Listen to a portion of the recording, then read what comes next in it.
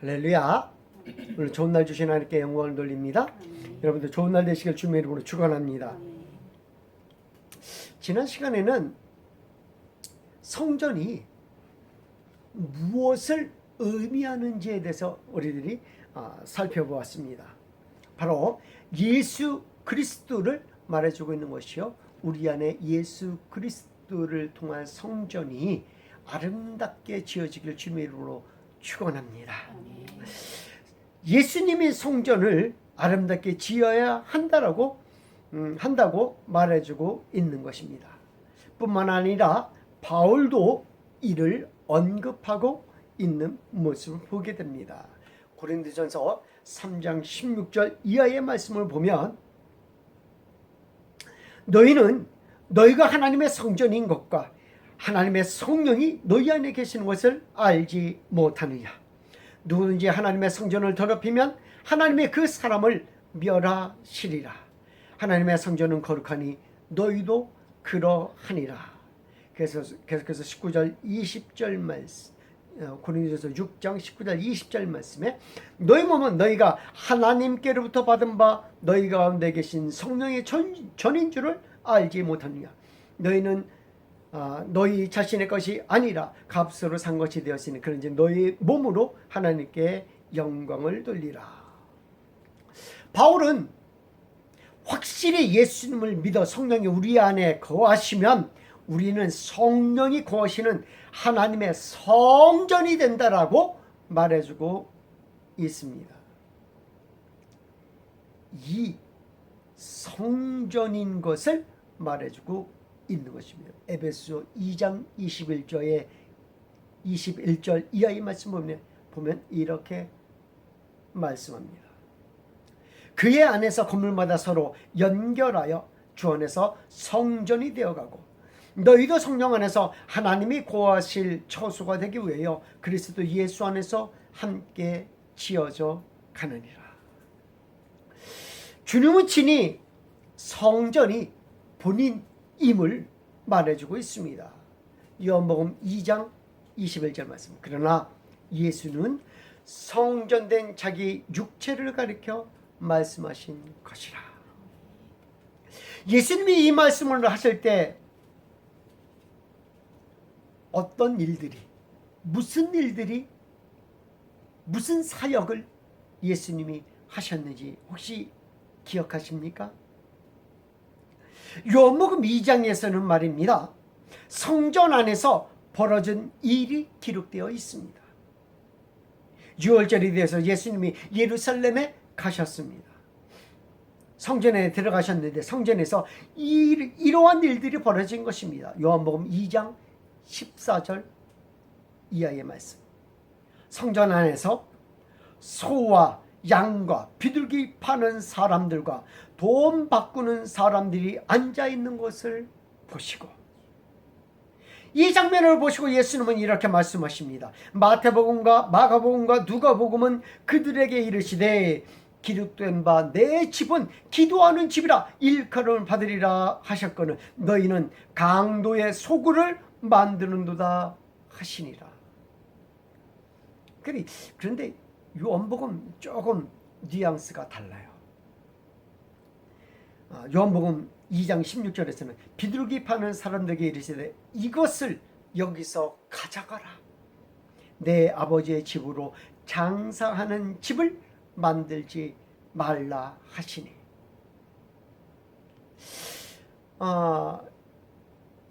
마태복음과 마가복음과 누가복음에서는 뭐라고요?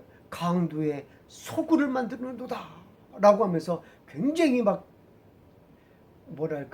다그치고 막 혼내키시는 그런 모습을 보여주고 있는데, 그래도 요한복음에서는 많이 부드러운 모습을 이야기해주고 있어요. 내 아버지의 집으로 장사하는 집을 만들지 말라. 제가 약간 말을 부드럽게 해서 그렇게 느끼시는 겁니까?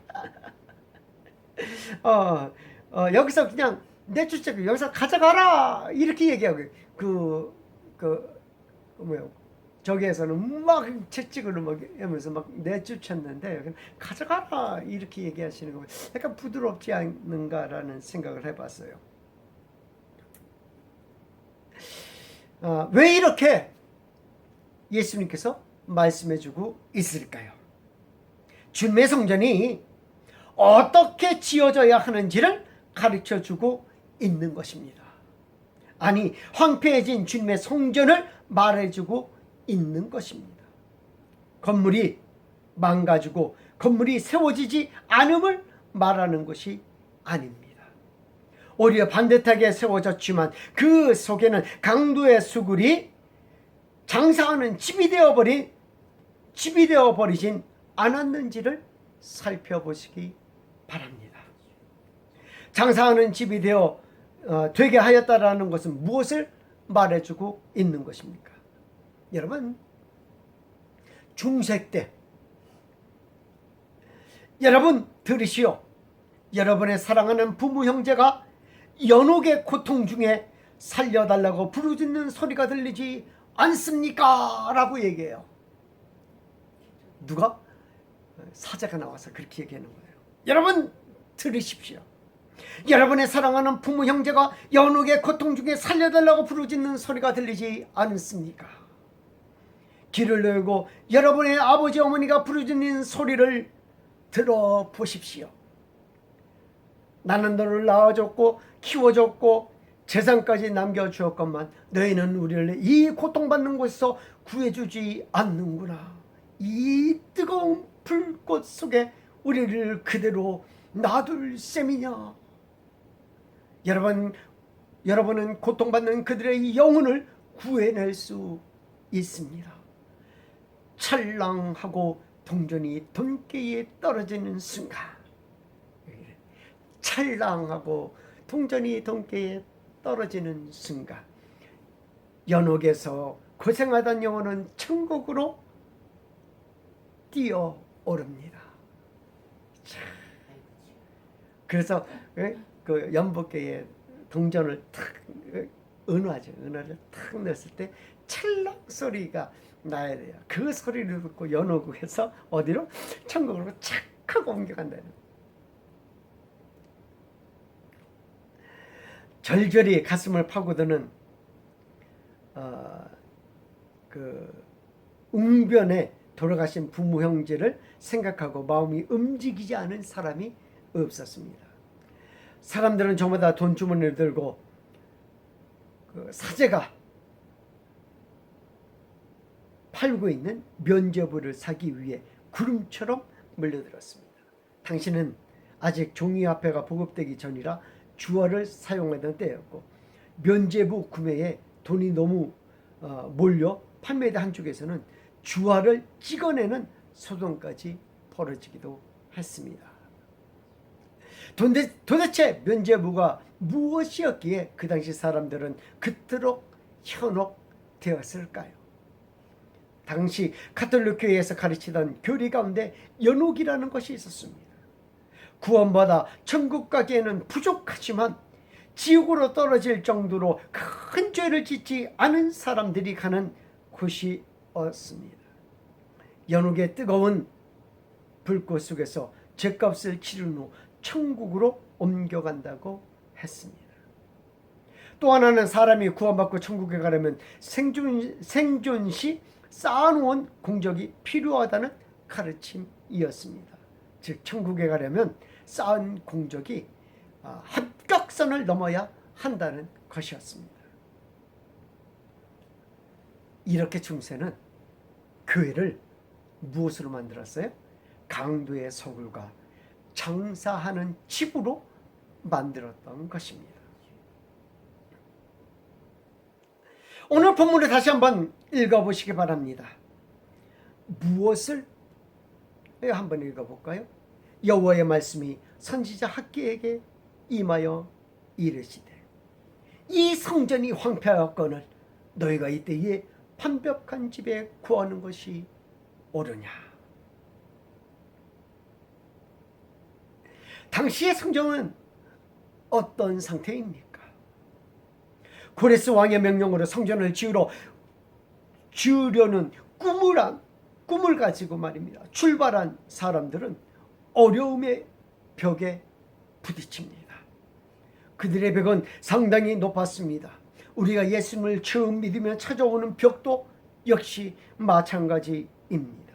이 벽은 우리를 꼼짝 못하게 하기도 합니다. 더 이상 성전을 짓지 못하게 하기도 합니다. 더 이상 하나님께 나아가지 못하게도 합니다. 우리는 초대교회 때, 우리나라 초대교회 때 한 인물이 있습니다. 누구를 말하는지 한번 들어보시기 바랍니다. 한국 초대교회 시절에 유명한 목사님이 남긴 이런 에피소드가 있었다고 합니다. 이분이 예수 믿고 제일 먼저 한 일은 하나의 부고장을 돌린 일이었다고 합니다. 땡땡땡 사망, 이렇게 써서 자기 마을에 돌렸다고 합니다. 사람들이 반신반의했는데 어느 날 보니까 버젓이 마을에 그 사람이 돌아다니는 거예요. 그가 성경책을 가지고 전도를 하면서 돌아다니는 거예요. 청년이 지나가다가 그에게 이렇게 얘기합니다. 죽기는 뭘 죽어? 하며 물 바가지를 휙 하고 던졌다라고 합니다. 근데 목사님이 물을 털털털 털면서 하시는 말씀이, 이름을 말할게요. 김익두가 죽었으니 망정이지, 김익두가 살았다면 넌 벌써 요절났다 라고 말했다고 합니다. 옛사람 김익두가 죽음으로 새사람 김익두가 살아난 것입니다. 어떤 면에서 세상의 모든 것들이 예수님을 믿음으로 말미암아 우리는 하나, 둘, 셋 끊어지는 모습들을 보게 되는 거예요. 김익두 목사님 같은 건 한꺼번에 몽땅 다 끊어야 되겠다라는 결심을 하고 뭐라고 썼어요? 김익두 사망하고 부장을 돌렸는데 우리는 그럴 용기가 없잖아요. 그러니까 우리도 하나 일일이 끊어가야 되는 거겠지요. 하나하나 끊어가야 되겠죠. 세상의 것을 끊어내지 않으면 옛사람이 살아나서 성전을 더 이상 짓지 못하게 합니다. 내 안에 성전을 짓지 못하게 해요. 그리고 그 성전이 뭐하게 만들어요? 황폐하게 만드는 거예요. 황폐하게 만들어요. 포로에서 돌아온 사람들은 이제 자신들이 끊어야 하는 것이 무엇인지 분명하게 몰랐습니다. 그래서 그들은 황폐한 성전이 되게 하였던 것입니다. 성경은 황폐한 성전이 되게 하였다라고 하지만 성전이 미완성인 상태이지 황폐한 성전이라고 하는 것은 언어상 어떤 면에서 맞지 않아요. 아직 다 완성이 되지 않은 거지 그것이 뭐 황폐했다 뭐 이렇게 표현하는 것은 좀 그런 것 같아요. 그런데 성경은 이상하게 황폐해졌다 이렇게 표현을 하는 모습을 보게 됩니다. 그럼에도 그렇게 표현한 이유가 있을 것입니다. 왜 그럴까요? 성전의 건물은 그리 중요하지 않았던 것입니다. 성전의 외관은 그리 중요하지 않았던 것입니다. 성전의 재질은 그리 중요하지 않았던 것입니다. 그런데 사람들은 성전의 무엇을 봅니까? 외관을 봅니다. 사람들은 재질과 크기 그리고 웅장함을 봅니다. 마치 제자들이 예수님 보십시오. 성전이 얼마나 아름답습니까? 그 성전은 헤롯이 유대인들의 환심을 사기 위해 지은 것이었습니다. 그래서 헤롯 성전이라고 부르기도 합니다. 무려 몇 년 동안? 46년 동안 걸려서 아주 호화롭게 아름답게 지어 놓았다고 합니다. 주춧돌 하나의 크기가 길이 12m라고 12m 엄청나게 크죠. 12m였다고 합니다. 주춧돌 하나 높이가 4m 폭이 6m나 되고 바닥은 아프리카산 녹백색 대리석으로 장식되었다라고 전해져 오고 있답니다. 멀리서 보면 바닥을 다 이렇게 보고 있으면 뭐처럼 보여요? 바다처럼 보였다고 합니다. 이게 얼마나 아름다웠겠어요. 거기에다가 본 건물 앞부분에는 금판을 딱 입혀가지고 말입니다. 햇빛에 반사된 성전은 마치 찬란한 황금성처럼 보였다고 합니다. 그 모습을 딱 보여주면서 예수님 보십시오. 얼마나 아름답습니까? 바닥을 보십시오. 바다처럼 보이지 않습니까? 저 외관을 보십시오. 황금성 같지 않습니까? 얼마나 아름다웠겠어요. 헤롯 성전이 외관이 금으로 둘러싸여 멋진 빛을 발산하는 것을 보여주고픈 마음이었을 것입니다. 그러나 예수님은 뭐라고 말씀하세요? 내가 그 성전을 헐겠다고. 멋진 성전을 원했다면 더 멋지게 내가 짓겠다라고 하셨을 거예요. 좋은 재질로 성전을 짓는 것을 원했다면 그래도 레바논의 100평목 가지고는 지어야 되지 않겠느냐라고 했을 것 같아요. 근데 그러지 않고 그 아름다운 성전을 뭐라고 해? 내가 저 성전을 헐리라. 그 성전을 헐겠다고, 돌 하나도 돌 위에 남지 않게 헐겠다고 하십니다. 이는 성전이 무엇인지를 가르쳐주고 있는 본문이지만 예수님도 성전의 외관을 중요시 여긴 것은 아니라는 생각이 듭니다. 당시의 관료들은 그들을 압박하며 짓지 못하게 당시의 왕에게 조서를 써댑니다. 이는 왕에게 충성하기 위하여 성전을 짓는 것이 아니라는 것입니다. 이는 그들이 연합할 수 있는 기회를 주는 것이며, 이는 다윗 왕조를 다시 세우려고 하는 위험한 생각이 저들에게 있으니 당장 성전을 짓지 못하게 해야 한다라고 조서를 올립니다. 뿐만 아니라 이방인들과 그곳에 살고 있던 사람들이 자꾸 성전 짓는 것에 뭐를 하려고 해요? 참견하려고 합니다. 우리도 같이 지으면 안 돼? 안 된다고 하니까 그러면 방해하기 시작합니다.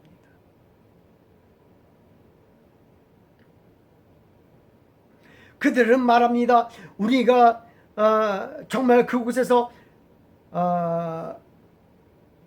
자신들도 이곳에서 하나님을 믿었다라고 이야기합니다. 정말 그곳에서 하나님을 믿는 사람들이 하나님께 제사를 지내고 있었음을 우리는 살펴보았습니다. 그들은 유월절에 제사를 지냅니다. 그들 나름대로 제사를 지내요. 유월절에. 그리고 그들은 초실절에 제사를 지냅니다. 그들이 초실절에 제사를 하나님 앞에 드릴 때 이스라엘 백성들은 어디에 있었어요? 바벨론에서 제사를 지냈어요? 못 지냈어요? 못 지냈어요. 그들이 못 지내고 있던 그 제사를 거기에 살던 이방인들과 막 섞여 사는 사람들이 지내고 있었던 거예요. 왜? 정확하게 날짜가 맞으니까. 6월절 날짜도 맞으니까. 누가 간섭하는 사람은 없으니까. 그들은 맥주절을 지냅니다. 그들은 초막절 제사를 하나님 앞에 드립니다. 그런데 하나님이 그들에게 허락하지 않으시는 모습을 보게 됩니다. 우리는 왜 하나님이 그들에게 허락하지 않으셨는지를 지난주에 살펴보기도 했습니다. 이러한 상황 속에서 유다 총독 스룹바벨과 대제사장 여호수아 그리고 선지자들은 백성들을 독려하며 성전을 짓게 하는 것입니다. 그런데 우리가 살펴보았듯이 이 성전을 짓는 것은 말입니다, 솔로몬도 어려워한 작업이었습니다. 포로에서 풀려난 자들이 아무리 기술이 좋다 하더라도 70년 동안 떠나있던 낯선 곳에서 작업을 한다는 것은 그리 쉬운 일이 아닙니다. 솔로몬은 그나마 누가? 그의 아버지 다윗 왕이 웬만한 것은 다 준비를 마쳐 주었지만 당신은 성전을 지을 아무런 준비를 하지 못한 상태였습니다. 성전의 주춧돌마저 다시 놓아야 하는 형편이었습니다. 아닥사스다 왕은 조서를 보고 그런 상황에 있는 이스라엘 백성들에게 그곳 관리들이 올린 조서를 보고 야 그래? 일단 스톱, 성전 짓는 것을 딱 하고 스톱시켜 놓습니다. 중지된 상태로 딱 스톱시켜 놓은 그 상태로 몇 년의 세월이 흐르는 거예요? 지난번에도 얘기했듯이 16년이라는 세월이 흘러버리는 거예요. 싹 흘러버리는 거예요. 때마침 이스라엘 백성들은 어떤 마음을 품었을까요? 때마침 너무 힘든 공세가 진행되다 보니까 이들에게 꾀가 생겨가지고 하나님의 뜻이구나. 하나님의 뜻이구나. 뭐 하지 말라는? 짓지 말라는.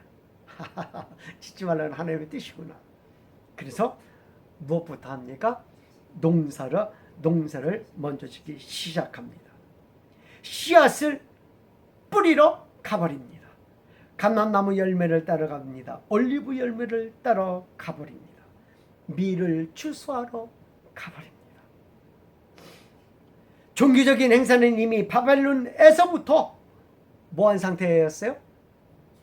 멈춘 상태예요. 중지된 상태예요. 이들이 양심에 양심이 뭐해졌어요? 무뎌졌어. 그죠? 화인 맞아서 무뎌져 버렸어. 뭐에 무뎌져 버렸어요? 얘 제사 안 드리는 것에 무뎌졌어요. 왜? 70년 동안 안 드렸는데 뭐. 그죠? 무뎌져 가지고 여기서도 성전에서 제사 안 드려도 뭐 70년 동안 그랬는데 전혀 문제가 없었던 거예요. 완전히 무뎌져 가지고.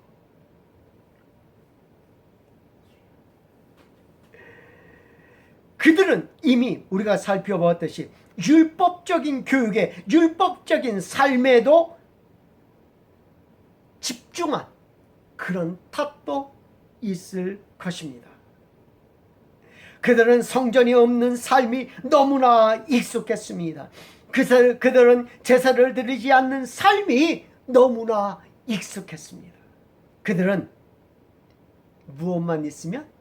율법만 있으면 하나님을 제대로 섬기고 있다라고 생각한 것이었을지도 모릅니다. 그래서 그들은 율법을 지키면서 무엇을 해요? 자신의 집을 먼저 짓습니다. 회당을 먼저 짓습니다. 마을 회관을 먼저 짓습니다. 그들의 원수는 뭐라고 생각할까요? 맞아, 니들 잘하고 있어 하면서 박수를 쳐주고 있습니다. 하나님의 전을 지을 시기가 아니요 자신의 농사를 위하여 그리고 자신의 추수를 위하여 일하는 사람들에게 하나님이 나타나셨습니다. 그리고 성전을 짓기를 촉구하시기를 시작하셨습니다. 그러나 그들의 행위를 보면 자신들의 모습들이 더 잘 되어져야 하는데 그렇지 못한 것을 우리는 성경을 통해서 알 수 있습니다. 그러는 사람들이 있어요. 내 형편이 좀 더 나아지면 내 안에 예수님을 모셔야지. 아름답게 예수님을 모셔야지. 아름다운 예수님을 모셔야지. 그러면 내가 더 교회 생활, 신앙생활도 더 잘할 거야. 내가 좀 여유로우면 더 잘 믿을 것 같아. 이렇게 생각해서 조금씩 미루는 사람들도 있어요. 예전에 그런 분들도 많이 봤어요. 처녀 때는 참 열심히 교회 다녔는데 결혼하고서 탁 누구의 반대로? 시댁의 반대로 나오지 못하는 그런 경우도 봤어요. 그러면서 그래요. 시부모님 돌아가시면 내가 나가야 되겠다. 언제 해야 되겠다. 언제 해야 되겠다고 자꾸만 미뤄지는 거죠.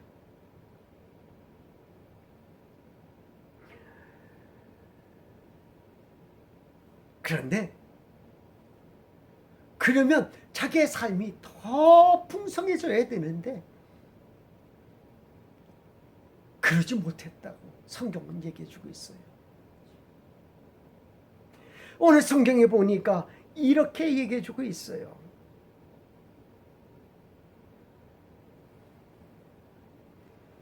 6절 말씀에 너희가 많이 뿌릴지라도 수확이 적으며 먹을지라도 배부르지 못하며 마실지라도 흡족하지 못하며 입어도 따뜻하지 못하며 일꾼이 삭슬 받아도 그것을 구멍 뚫어진 전대에 넣음이 되느니라.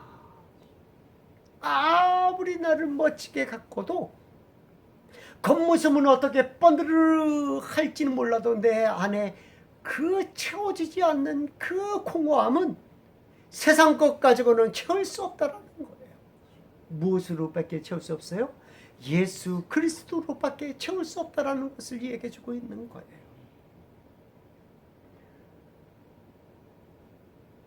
내가 잘리면 해야지 하는데 자신의 모습은 더욱더 안 좋은 환경으로 그리고 상황으로 빠져들고 있습니다.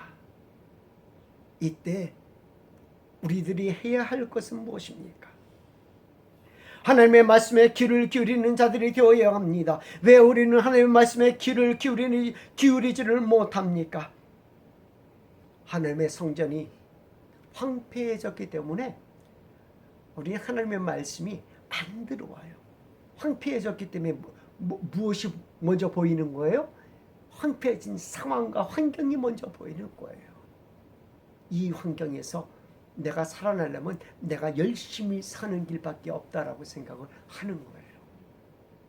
육적으로 내가 열심히 살아야 되겠다라고 생각을 하는 거예요. 역대하 34장에 보면 하나님의 성전이 얼마나 황폐해졌는지를 보여주고 있습니다. 우리는 그 성전을 수리해야 하는 것입니다. 므낫세 아몬을 통하여 성전에 우상들이 들어오고 하나님의 보시기에 가장 악한 왕이 되었던 모습을 보게 됩니다. 우리는 요시야 왕처럼 개혁하는 자들이 되어야 합니다.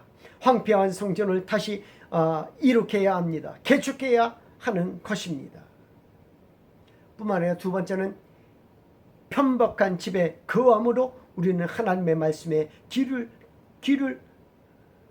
발음이 잘 안 돼요. 귀를 기울이지 못하는 것입니다. 하나님이 원하시는 것은 무엇입니까? 하나님은 자신이 있을 집을 위하여 집을, 즉 성전을 짓기를 원하십니까?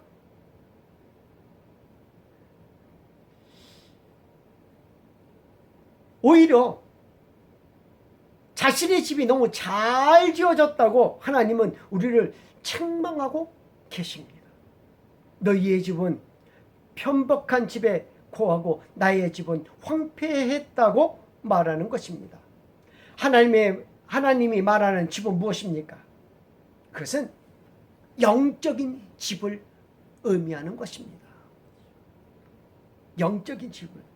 사무엘하 7장 2절 말씀에 왕이 선지자 나단에게 이르되 볼지어다 나는 백향목 궁에 거하거늘 하나님의 궤는 휘장 가운데 있도다. 7절 무릇 이스라엘 자손으로 더불어 행하는 곳에서 내가 내 백성 이스라엘을 먹이라고 명한 이스라엘 어느 지파에게 내가 말하기를 내가 너에게 나를 위하여 백향목 집을 건축하지 아니하였느냐고 말하였느냐.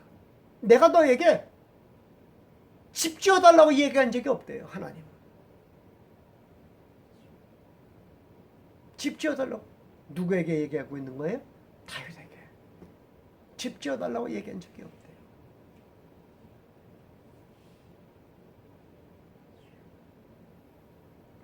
오히려 하나님은 반듯하고 좋은 재질의 그런 모습의 집을 원하는 것이 아니라 우리 심령의 집을 원하시는 모습을 보게 되는 거예요. 그러므로 성전을 지을 자들이 해야 할 것은 무엇입니까? 자신의 소유를 살펴야 하는 것이며 자신의 성전이 자신의 소유에 달려 있다는 것입니다. 그러므로 우리는 회개에 합당한 열매를 맺어야 하는 것입니다. 회개에 합당한 열매를 통하여 우리들의 성전은 점점 더 아름다워져 갈 수 있다라는 거예요.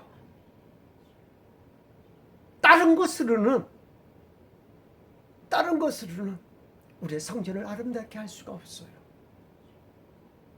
오직 예수 그리스도를 통한 성령 충만을 통한 내 안의 성전을 아름답게 갖고 가는 귀한 역사가 여러분 삶 가운데 있기를 축원합니다.